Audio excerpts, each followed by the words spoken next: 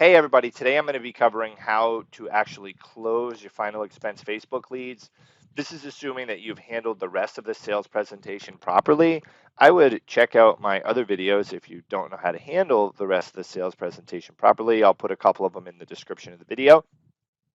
But this is like, hey, how do you quote your client? How do you close them? How do you handle any objections that come up in the close?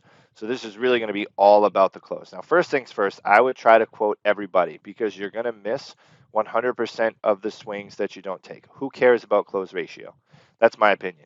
Typically, the highest producers will have not the best close ratios because they are making the most presentations. Okay, so my goal when I started was to just quote and present to as many people as possible. Don't buy into people's BS. Don't buy into if people say, oh, I'm busy, I got to do this, I got to do that. You always want to try to quote them. You always want to try to close them and be unreasonable. Yes, you may know and you may have a good idea that maybe they're not the decision maker. Maybe somebody else will have to help them with this decision. You may have a bad feeling about their financial situation, but you always want to go through and you want to try to quote everybody. So what I'm going to go over here is how you quote people to make sure that you can maximize your commissions by quoting this way, closing this way. You're going to have much higher AP sales and you will actually close more sales and you'll increase your conversion ratio. I'm not saying quote conversion ratio isn't important. I'm saying that don't worry about it at first. Just worry about quoting and trying to be unreasonable with closing everybody that you talk to. So after I go through the whole sales presentation, I say to clients, we say, okay, great. Now grab a pen and piece of paper so I can go over the options that are available for you. By the way, if you want a copy of this script, all you got to do is go to email me at jve@thejve.com. So jve@thejve.com. I will put a link to this in the description of the video. Or I'll put my email in the description of the video here.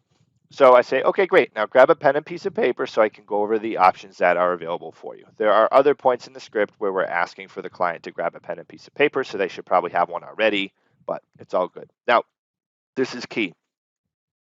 You always want to start with the max coverage and work your way down. I don't care if they say their budget's only $60 a month. I don't care if they say, well, I can't do anything expensive or I don't have a lot of money or whatever the case may be. You always want to quote high. And there are many, many reasons for that. Number one, if you quote the client and they hang up on you, they weren't going to buy a policy anyway. Okay, they're just like and then hang up. It does give you an excuse to call back too, but I wouldn't be scared of that. My agents here, we follow this exact same process, and we get average annualized premium of over $100 a month, or average monthly premium of over $100 a month. So the first option that you want to do is start with the max coverage amount of whatever program it is they qualify for, and then slowly work your way down. Okay, so say the max they can get is a $50,000 policy. You want to go 50, 45, 30. 50, 45, 40, or 50, 40, 30. I would always start super high, and I would never make your last quote less than $100 a month, ever. Okay, but you can always keep them higher and you work your way down. So what we do here is you bring up the quotes. You say, okay, well, the first option you qualify for is your $50,000 policy, and that's only $365 per month. Did you get that? Yes. Great. Okay, let's go over the second option, which is for the $45,000 policy, and that's only $330 per month. Did you get that? Yes. And the third option you qualify for is for the $40,000 policy, and that's only $300 per month. Did you get that? Or you can go say it goes 50,000 is 360, and then 40,000 would be two something, and then 30,000 is like just about 200. You can quote that way too, and drop them down if you're kind of anxious about someone getting too high quotes to start. But you always want to start high and work your way down. So then I say, so which of these options do you want the beneficiary to receive when he or she needs it most? I don't know why this is in here. Okay. So if you're asking, well, why do you quote high to start? The reason why you quote high when you start is first, it's perceptual contrast, right? So if you quote someone something really, really high, and then you drop the options later on down the road as you are working on negotiating. So closing just means to come to an agreement, right? That's all it means, to come to an agreement. And you don't want to spend someone's money for them. That's another one of the reasons. But perceptual contrast. So if you quote them really high, and then you slowly work your way down. As you work your way down, those other options are going to seem like a lot better deals than the expensive one if it is a smaller premium that they can afford. We have a higher business persistency on high premiums. So believe it or not, higher premium deals have higher persistency than lower premium deals, assuming that the person agrees to them and you're not pulling any shady stuff to make the deal happen. In general, higher premium deals have higher persistency. It's probably because people see more value in them. So you want to quote real high, and then also you want to quote high and work your way down, because it's called a concession, right? So what happens is, when we quote high and we work our way down, it shows the client that we are taking time to show them all the options that are available for them, and we're doing our best to find what works for them and which one that they feel is best. Because if you ask them, well, how much a month do you want to spend, and they tell you, well, $60, and then you give them the $60,000 option, I can almost guarantee that if another agent calls them the next day with another plan, they'll want to have spent, they wish they have spent more money. Okay. So as we work our way down, we're conceding, and it's called concessions, which means that we are doing them a favor, so people feel obligated to return that favor back. It's proven in multiple studies through a ton of different universities and different scholars out there, I guess, that when you concede in something, people feel obligated to return the favor. So that's what we're doing, right? We're working for them, we're doing more for them, and we're helping them. We're not being an order taker. We're doing our best to find what actually works best for them and their family. Okay. Also, too, another third reason, you don't want to spend people's money for them. Okay. So you never know what someone can really afford. And if you ask our clients what they can afford, they're not going to tell you, they're not going to tell you, oh, I want the $300 a month policy. You'll never get a policy. You'll never sell a $300 a month policy if you're not quoting people at $300 a month or higher. You're never going to quote someone for $100 a month, $80 a month, and $60 a month and have them say, oh, well, how much does $300 a month get me? Okay. We work with seniors, yes, and there's a stereotype in final expense that they're all broke, but that's not the case. Seniors have more money than any other group of the demographic in this country, right? Seniors have been working the most. They have the most savings. They have the most assets built up, the most cash flow assets. So don't just think everybody's broke. Okay, so those are some of the reasons. I know there's another one out there why we quote high. Oh yeah, this is another one. If you quote someone really low to start, like, people tend to put more value in more expensive things, right? There's a saying that goes, a cheap man pays twice. And I live by that. My friend's dad taught me that when I was younger, where if you go and buy cheap stuff, it typically doesn't have any value and you don't think it's going to work as well and stuff like that. But people typically put more value and assign more value to things that are more expensive. If Lamborghinis were all of a sudden $40,000, people wouldn't really value them as much, right? If Rolexes were all of a sudden $200, then people wouldn't really value them as much. But it's the amount of money that they cost that increases the value inherently in them. So when you quote someone really high on something, they're like, man, these are pretty valuable programs. There's a lot of value there. And someone may be focusing on the benefit, not as much the premium, right? So they may be focusing on, oh, wow, well, I'm $100 a month. Yeah, but that's only getting me $8,000 in coverage. That's not a big deal. Whereas if you quoted someone, $30,000 and it was $300 a month, or right around there, then they're like, okay, wow, well, I'm getting $30,000 in coverage to leave to my family. So they may put more value that supersedes the premium that they are shelling out. So that's some of the reasons there. Now, after you quote people, there is, this is called a loop. This is by Jordan Belfort, okay? So in this loop here, what happens is, this is a way to handle any objection. All right, guys, so you don't have to go out there and try to memorize a ton of different objections. And also, I have a website that is, it's called rebuttalspage.com, and it has a ton of different objections on there. And I'm going to kind of show you guys how you can handle that here, or how you can utilize that for your own sales. But what we do here on this one is we just say, hey, okay, I hear what you quote someone here, right? Sorry, I'm trying to bring up a website over here. You quote someone here, and then they give you some pushback, okay? So they say, hey, I hear what you're saying. So they say, oh, I got to think about it. Say, hey, I hear what you're saying, but let me ask you a question. Does the idea make sense to you? Do you like the idea of a program like this for Johnny? And they may say, well, yeah, I do. Yeah. So what we're really doing here is we're asking them what they like, right? Or we're asking them if they like the program. So, like, are they sold on the product? On a scale of 1 to 10, what we're trying to gauge is how much are they sold on it? Do they like the actual program? So you say, I hear what you're saying, but let me ask you a question. Does the idea make sense to you? Like, do you like the idea of a program like this for Johnny? You have to ask it in that tone. It's a money aside tone, okay? And you can't be like, I hear what you're saying, but let me ask you a question. Does the idea make sense to you? And do you like the idea of a program like this for Johnny? Can't say that. So what they're going to tell you there, based on their tone, typically and how they respond, they're going to tell you how much they actually like the product. So if they don't like the insurance at all, if they don't even like the idea of insurance, or they don't think it's a good plan, well, there's not really much you can do at that point anyway, right? It's kind of like, okay, well, maybe you can try to resell them on the options, but at that point, you should have already done that. You should have already gone through all the features and benefits and everything else, and they should be at a point where you should have tried to find the need and establish the why and showed how your problem can be a solution. I mean, your solution can be an answer to their problem, how your policy can be an answer to whatever problem their family's going to face when they die. So at this point, they should like it. But if they don't, I would just terminate the call and move on and maybe schedule a follow up. Because it's like at this point, if they don't like the insurance, if they don't like the idea of it, if they're against it, not much you can do. So if they're most likely going to say yes. You say, exactly. Now, the true beauty of the program is that unlike most plans out there, this program will never go up in price and you'll never have to worry about doing this ever again.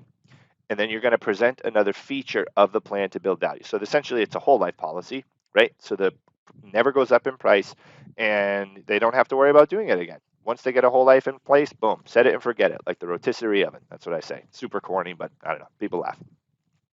And then you present another feature again to build value. So I would look back into some of the things that they told you during your presentation, maybe when you had your rapport building conversation time when they were kind of telling you about their family and their situation, their life and everything else. You may be able to use one of the features in here to kind of tie into that. Usually what I like to present here is a terminal illness benefit where people can actually get the money to ahead of time if they're ever terminally ill. This can help take care of if a loved one has to take time off from work to take care of them, and it's really expensive before they pass. So what you do here is you present another feature of the plan and then demonstrate the benefits of how it's going to solve their problem. So what we're doing right here is we're rebuilding the value in the product. We're reselling the product, okay? First pillar, we're reselling the product. And then next, say, pretty good, right? They say, yeah. Say, exactly. It's an amazing program. Now, let me ask you this. If I was Johnny, or I helped your mom or dad get this before they passed and it covered all the expenses your family faced during that time, you probably wouldn't be saying, let me think about it, or whatever their other objection is. You'd be saying, where do I sign up? Am I right? So this one here, you can manipulate that a little bit. Say they're like, oh, I got to talk to my son. I'd be like, okay, well, let me ask you this. If I was your son, or if your son came to you and said, hey, mom, this is really, really going to help me when you pass. I'd appreciate if you could get something in place. If your son came to you and said that, you probably wouldn't be saying, well, let me talk to someone else. You'd be saying, yeah, let's figure something out. What works? Am I right? And usually by that point, they're going to say yes. Now, what that means is they don't trust you. The trust is not built enough there. So if they say, well, I still wouldn't do it, then you kind of put them on the spot here. Say, wait a second. You mean to tell me that if your son came to you and you didn't and asked you to do this, you wouldn't do it? Most likely they're going to say they would. So you very rarely are going to use this part here. They usually are going to say, yes, I would have done it. You say, exactly. Now that I can understand. So we're going to actually bold and italicize this here. Now that I can understand. You don't know me and I don't have the luxury of a track record with you. So let me reintroduce myself. My name is Justin and I'm one of the top producing agents here at Senior Life Services. Just replace the name of your agency. Obviously, don't say you work with us. And you go through the rest of this here, and you're kind of building yourself up here. You're reselling yourself and what you stand for and your values, and then you're reselling your agency and your company here, or maybe the carrier that you're selling, right? Or maybe you work with a single carrier, or you're reselling the carrier and what the benefit is of working with you and your agency and everything else. So what we did here is we resold them on the product, ourselves, and the company, okay? Very, very important. So, and then what we're going to do here is we say, so why don't you do this? Enroll in and then you can drop the coverage amount. So say you gave a policy quote that was like 300 a month, 250 and 100. I mean, in 200, right? So you quoted one policy that was $300 a month, the other one was $250 a month, the other one was $200 a month. Now what you can do is drop it way down to something that's like $100 a month, okay? You can say, so why don't you do this? Enroll in the $10,000 program right now. We have a $10,000 option. It's only $102 per month. Enroll in that now. So this, you don't have to say set the first payment for whenever fits best either.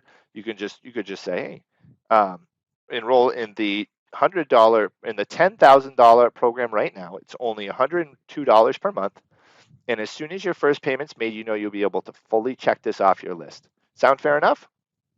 So what we did there is we actually increased the value and lowered the ask. Okay. So it's like a double whammy situation where we're increasing the value in this and then lowering how much we're asking for. So, and then once they commit to that at the end, if they do commit to the lower amount, then you can try to find something in between there too of what you've quoted before and where you're at and increase it. But what you're going to find is going to happen a lot is that people aren't even going to want to take the lower amount. They're going to say, you know what, let's just go with the whatever option that you gave them before, one of those other options, because now they're resold on the product, they're resold on you, and they're resold on the company. Okay, so this was a huge game changer for me. This drastically increases my close ratio, probably by about 30%. If I was closing, say, 1 out of 4 people, I was now closing 1 out of 3 people or that I quoted. And I present to everybody. So I don't care if someone tells me that they don't want it. I don't care if someone tells me they got to talk to their kids. I do not care. I push and try to be unreasonable with them. If they're like, I have no job, I don't have this and that, and I don't have any income, I try to like think, oh, well, maybe someone else is going to pay for it for them or whatever. So my close ratio is probably going to be a little lower than the average person out there, but I'm quoting more people. And I was when I started. That's what I did. Now I help other agents do it. So now, if they still give pushback, you're going to use you're going to go to the rebuttalspage.com here, and you have to sign up for this. But this is kind of an example of what it is. Okay, this is a service I have for people. It's super cheap to get access to this. Just go to rebuttalspage.com and say that they're like, well, I still got to think about it. You click on that. You say, okay, well, sir, thought is instantaneous, right? I want you to think of an elephant. Did you see it? Did you get it? See, thought's immediate. It's instantaneous. It's not something that takes time. Think about the chair you're sitting in, right? It happened right away. What I need you to do now is make a decision not to think about it. It's yes or no, do or don't, yay or nay. I'm fine with either one. So which is it? If it's a yes, let's get you approved here. And then they may be like, well, I still got to think about it. You say, hey, I understand. You need to think about it, but I also understand that this policy saves Johnny from a serious financial obligation. He's going to need it, and sooner or later, you're going to do it. So let's get it done now so you can give your attention to other things in life that are more important. I need your approval to move forward with this. So I would get like 6 or 7 no's from using these. 6 or 7 no's before you actually decide to move on. So that's essentially how we close and how I teach agents to close. And we have plenty of agents using those methods there and closing 10 to 20,000 AP per week consistently. There are more ways to close. Yes, right, 100%. There are other tactics out there, and some of you watching this may be like, well, I heard from this person to do this, and I heard from this person to do that. Great, that's awesome. I didn't invent final expense telesales. I didn't invent final expense sales. I mean, people have been selling life insurance for 200 years, right? So there's no new ways to close people. I've just found what works from other people and put it all together. And I hope this works for you guys. So thank you so much. I appreciate it. And you're definitely going to want to watch the next video coming up. This will show you how to actually generate your own final expense Facebook leads so that you can sell them.